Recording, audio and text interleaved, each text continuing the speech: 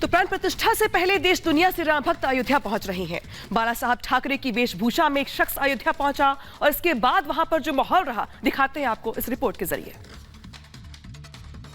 अयोध्या में महाराष्ट्र से लोग आ रहे हैं, गुजरात से आ रहे हैं, राजस्थान से आ रहे हैं, मध्य प्रदेश से आ रहे हैं। लेकिन महाराष्ट्र की बात सबसे पहले मैंने इसलिए की क्योंकि महाराष्ट्र के दिल और हिंदू हृदय सम्राट कहे जाने वाले बाला साहेब ठाकरे का सपना भी पूरा हो रहा है। एकनाथ शिंदे जो मुख्यमंत्री हैं महाराष्ट्र के, वो बार बार ये बात कह रहे हैं और वो खुद भी 22 जनवरी को अयोध्या आएंगे, ऐसा उनका कहना है। लेकिन बाला साहेब ठाकरे के रूप में एक शख्स यहाँ पर मेरे साथ हैं जो महाराष्ट्र से आए हुए हैं। आपने बाला साहेब का रूप क्यों लिया है? देखिए, अयोध्या और श्री राम जन्मभूमि जब भी इतिहास लिखा जाएगा तब बाला साहब ठाकरे का पहले पन्ने पे नाम लिखा जाएगा, क्योंकि जिस वक्त बाबरी मस्जिद का ढांचा गिराया गया था तो बाला साहब ठाकरे ये पहले शख्स थे जिन्होंने अपने पक्ष पे जिम्मेदारी ली। उन्होंने कहा था कि देखिए, अगर हमारे शिव सैनिकों ने ये बाबरी मस्जिद का ढांचा गिराया होगा तो मुझे फख्र है, मुझे गर्व है। और इसलिए ये नई पीढ़ी जो है, ये नई पीढ़ी को, नई नस्ल को पता होनी चाहिए, क्योंकि ये राम जन्मभूमि जो है वो बाला साहब ठाकरे का सपना था। और आज उद्धव ठाकरे नहीं आ रहे हैं और उनको निमंत्रण भी दिया गया है, इसलिए मैं आ रहा हूँ, मैं आया हूँ क्योंकि बाला साहब यहाँ पर नहीं। उद्धव ठाकरे नहीं आ रहे हैं तो आप बाला साहब के रूप में यहाँ आ गए? बिल्कुल, कि ठाकरे का अस्तित्व इस महाराष्ट्र में होना चाहिए, इसलिए मैं यहाँ आया हूँ। और उत्तर प्रदेश के लोग भी ठाकरे को चाहते हैं, क्योंकि देखिए, उत्तर प्रदेश के जो वाराणसी के गागा भट्ट जो थे वो छत्रपति शिवाजी महाराज के राज्याभिषेक के दिन आए थे और उन्होंने राज्याभिषेक किया था। ये उत्तर प्रदेश और महाराष्ट्र का नाता है। दूसरी बात यह है कि राम का जन्म अयोध्या में हुआ है और राम का वनवास नासिक महाराष्ट्र में हुआ है। राम का भी नाता महाराष्ट्र से है और बाला साहब ठाकरे से नाता महाराष्ट्र राम से है और मेरा भी नाता राम से है, क्योंकि मैंने भी यहाँ पे अपने हाथों में राम लिखा है और जिसमें राम नहीं है वो कुछ काम का नहीं, इस मानने वाला मैं हूँ। क्या कहेंगे जो लोग नहीं आ रहे हैं यहाँ पर अयोध्या 22 जनवरी को? निमंत्रण के बाद भी उद्धव ठाकरे के अलावा बहुत सारे लोग हैं जो यहाँ नहीं आ रहे हैं। देखिए, जो हिंदुस्तान में रहता है उन्होंने ये सोचना चाहिए कि ये राम जो है, राम का ये देश है, राम के नाम से देश जाना जाता है। एक भरत राजा थे और एक राम राजा थे, ये दो राजा जो आदर्श राजा थे जिनके नाम से ये जाना जाता है। और उनके जन्मदिन के महोत्सव में वो नहीं आ रहे, वो उनको दुर्भाग्य है और उनकी मति मरी गई है। मैं ये कहना चाहता हूँ कि जैसे कि कर्ण बहुत होशियार थे लेकिन वो कौरवों के साथ थे। कर्ण का इतिहास लिखा गया लेकिन बुरा इतिहास लिखा गया। अब उद्धव ठाकरे का भी इतिहास बुरा लिखा जाएगा, क्योंकि ये दिवाली का त्यौहार है और इस दिवाली के त्यौहार में अगर उद्धव ठाकरे नहीं आते होंगे तो बाला साहब ठाकरे स्वर्ग में रोते होंगे। क्या कुछ गीत गाकर सुनाएंगे? मराठी में 2 लाइन सुना दीजिए जरा भगवान राम के लिए। देखिए, राम का नाम बदनाम ना करो, कांग्रेस को राम का नाम बदनाम ना करो, सारे काम राम से होते हैं।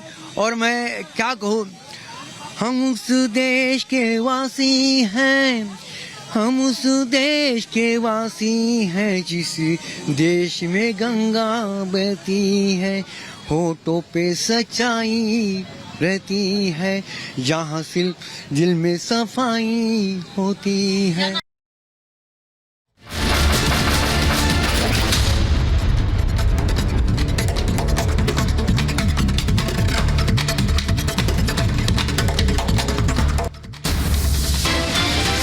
बीजेपी प्रवक्ता गौरव भाटिया ने अरविंद केजरीवाल पर साधा निशाना, कहा कानून को नहीं मानते केजरीवाल।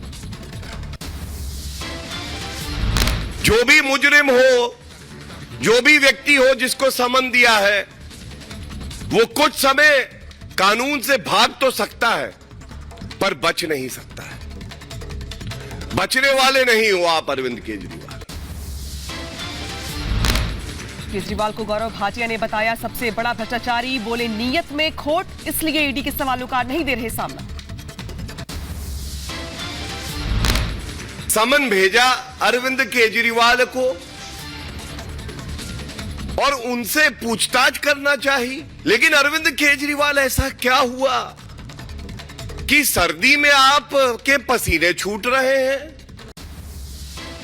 ईडी के समन पर केजरीवाल का बयान, नोटिस को बताया गैर कानूनी, कहा मेरी गिरफ्तारी की रची जा रही है साजिश। ये जो चारों नोटिस मुझे भेजे गए हैं ये कानून की नज़रों में इल्लीगल हैं, इनवैलिड हैं। ये नोटिस एक राजनीतिक षड्यंत्र के तहत भेजे जा रहे हैं। वो कोई नहीं। केजरीवाल ने बीजेपी पर साधा निशाना, बोले बीजेपी चाहती है मेरी गिरफ्तारी, मुझे चुनाव प्रचार से रोकने की कर रहे हैं कोशिश। बीजेपी वालों को कैसे पता मेरे को गिरफ्तार करेंगे, क्योंकि बीजेपी ईडी चला रही है। तो मुझे अभी गिरफ्तार क्यों करेंगे लोकसभा चुनाव के पहले? क्योंकि वो नहीं चाहते कि लोकसभा चुनाव में मैं प्रचार करूं।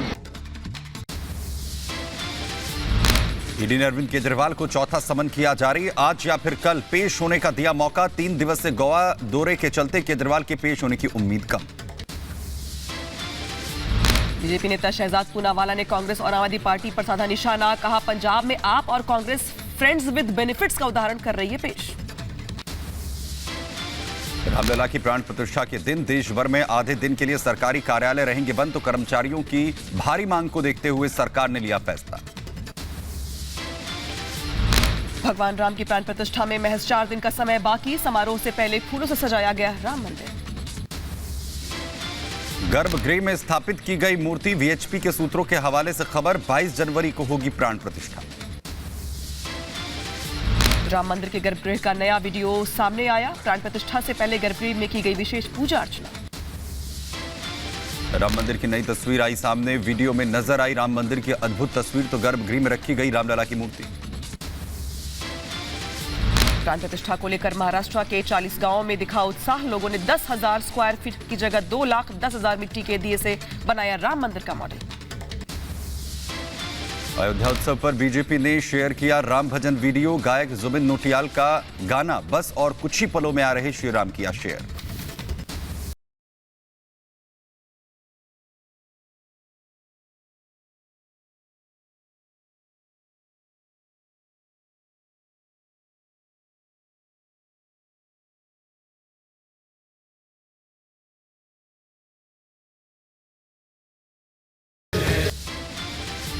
पीएम मोदी ने उड़िया भाषा में शेयर किया राम भजन, लिखा हर भाषा में आपको मिलेगी राम भक्ति, सभी से गाना सुनने की अपील की।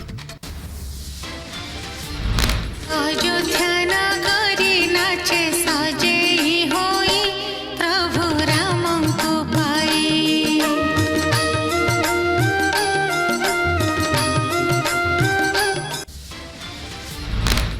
सरयू घाट पर उमड़ी राम भक्तों की भीड़, तो महिलाओं ने गाया राम भजन, वहीं पूरे अयोध्या में श्री राम नाम की गूंज। बहुत खुश है मेरे आंसू कि प्रभु के काम आए हैं, बजाओ ढोल स्वागत में मेरे घर राम आए हैं। तो वहीं फ्लाइट के अंदर भी यात्रियों ने गाया राम भजन, भगवान राम की प्राण प्रतिष्ठा को लेकर खुशी की लहर।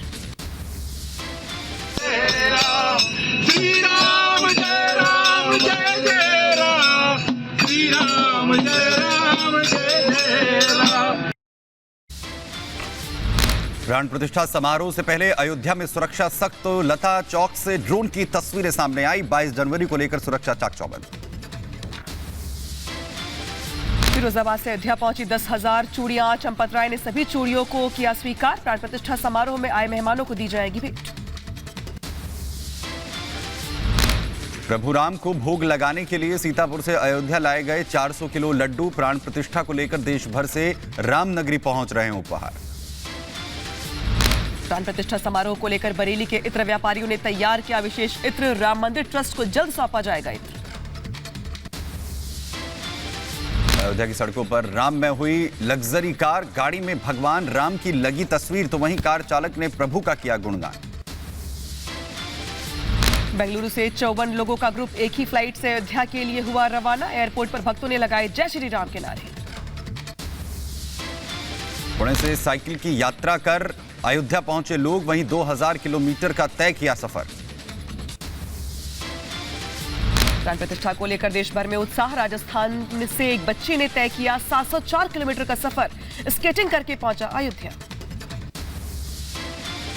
अयोध्या में पीएम मोदी के दौरे को लेकर बढ़ी सुरक्षा, तो वहीं आज रामनगरी पहुंचेगी एसपीजी की टीम, उधर मंदिर परिसर की करेगी सुरक्षा। प्राण प्रतिष्ठा समारोह से पहले अयोध्या में बड़ी सुरक्षा, लता मंगेशकर चौक पर तैनात हुए यूपी एटीएस के कमांडो, छावनी में तब्दील हुई रामनगरी। अजमेर और कन्याकुमारी से साइकिल के जरिए अयोध्या की यात्रा पर निकले 2 राम भक्त, वहीं लगाए जय श्री राम के नारे। प्राण प्रतिष्ठा को लेकर उत्साह।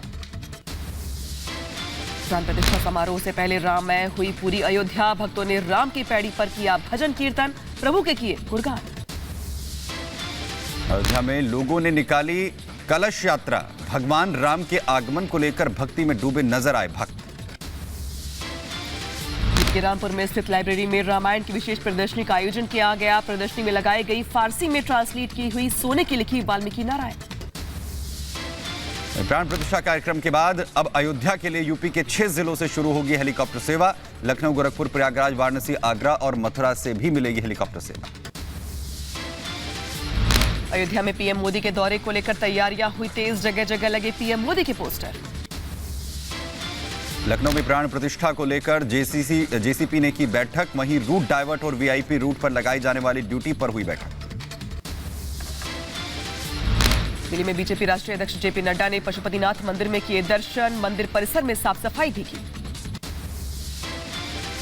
मोदी ने राम मंदिर पर जारी किया 6 डाक टिकट। वहीं भगवान राम की तस्वीर के साथ डाक टिकट की किताब भी जारी की। डाक टिकट जारी करने के बाद पीएम मोदी ने देशवासियों को दी बधाई। साथ ही कहा, डाक टिकट इतिहास के अंश दूसरों तक पहुंचाते हैं।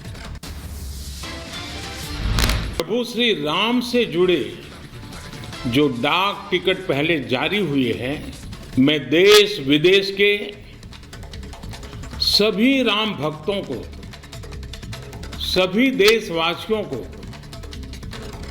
बहुत बधाई देता हूं। पीएम मोदी ने अपने संबोधन में कहा कि डाक टिकट जारी होने से युवा पीढ़ी को बहुत कुछ सीखने का मौका मिलेगा। जो ये स्मारक डाक टिकट जारी किए गए हैं, उनसे हमारी युवा पीढ़ी को भी बहुत कुछ जानने, सीखने को मिलेगा। लाभार्थियों से पीएम मोदी ने किया संवाद। लोगों से मांगा 22 जनवरी के लिए आशीर्वाद। माताएं बहनें, मुझे आशीर्वाद दीजिए, क्योंकि अब तो मुझे रामलला के पास जाना है। आपको पता है ना रामलला का, तो गांव में वातावरण है। वाह, चलिए, माताएं बहनें आशीर्वाद दे रही है। अयोध्या को लेकर रिपब्लिक भारत से बोली बीजेपी सांसद हेमा मालिनी। कहा, पहले के मुकाबले रामनगरी में हुआ काफी विकास।